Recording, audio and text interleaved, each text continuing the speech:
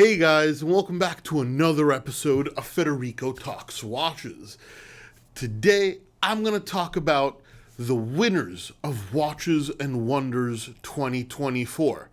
Overall, a pretty underwhelming show, but there are some very cool timepieces to talk about. Now, of course, before we get started, customary wristwatch check. Today I'm wearing my H. Moser Endeavor Big Date in rose gold on a custom strap made by my friend Aaron Bespoke. Absolutely love it. One of the longest running watches in my collection.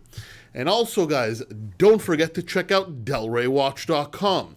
Apart from an update of about 150 watches coming next week, we do have some new updates to talk about today, including a Bulgari Octo Finissimo with the beautiful slate gray dial, least expensive one in the country. Of course, we can't miss Rolex. We have a Rolex 124060 no date sub box papers, and also the cheapest one in the country in the condition. And for you high horology fans, an A. Langenzona Lange Saxonia thin in white gold box papers for under the price of a GMT. Can't really go wrong there. All at delraywatch.com, the best place for a watch geek to buy a watch. Link in the description below. So yeah, guys, Watches and Wonders 2024. A show held yearly in Geneva where most of the big watch brands and a lot of independents release this year's upcoming models. Now, this year has been an underwhelming show. But we're not going to talk about that today. That's a separate video I'll be making talking about the losers of Watches and Wonders 2024. And boy, is that going to be a hard list to pick from because there's a lot of losers. And even though the show is underwhelming, it doesn't mean we haven't seen some very fine timepieces by some brands. And even though in this winner video, slim pickings, two brands did stand out. The first one is going to be Tudor. Now, this is interesting because Tudor didn't release a whole lot this year, but they did release two very cool watches, including the Tudor Monochrome, which is an extension of the Black Bay Master Chronometer line. Yeah, not my favorite watch, but it is interesting because they're expanding the Master Chronometer line with those fantastic bracelets, that Master Chronometer certificate, and any addition to the Black Bay is welcome. But it is one specific watch that put Tudor on the winners list, and it's rare that one watch is enough to get you on the list, and that is the Tudor Black Bay 58 GMT. What can we say? The Tudor Black Bay 58 was a huge hit. The GMT was a huge hit, and now they made the GMT in the 58 case, and this is going to sell like hotcakes. I predicted it's going to be one of the best-selling watches for both Tudor and Del Rey Watch in the upcoming year. I love the new bezel color. I love that red. It's kind of got vintage vibes.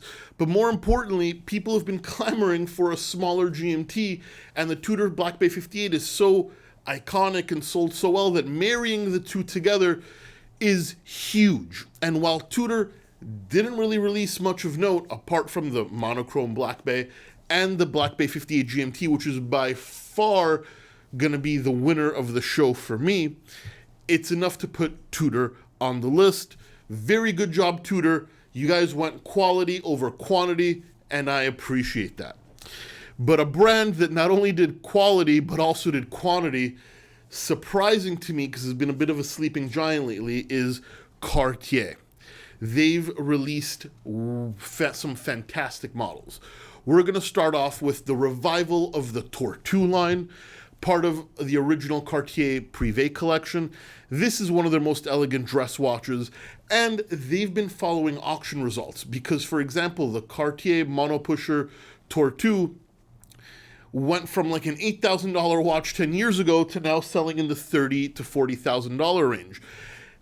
Why is that? Well, it had a movement made by three great watchmakers, including F.P. Journe and Dennis Flageolet. I believe is the third one, Vianney Halter. Don't quote me on that third one, but an iconic movement used specifically in this watch for a mono-pusher chronograph, and the reissue of the mono-pusher chronograph uses this movement as well. So not only is it reissued, but they managed to kind of keep this architecture of this fantastic high-end movement.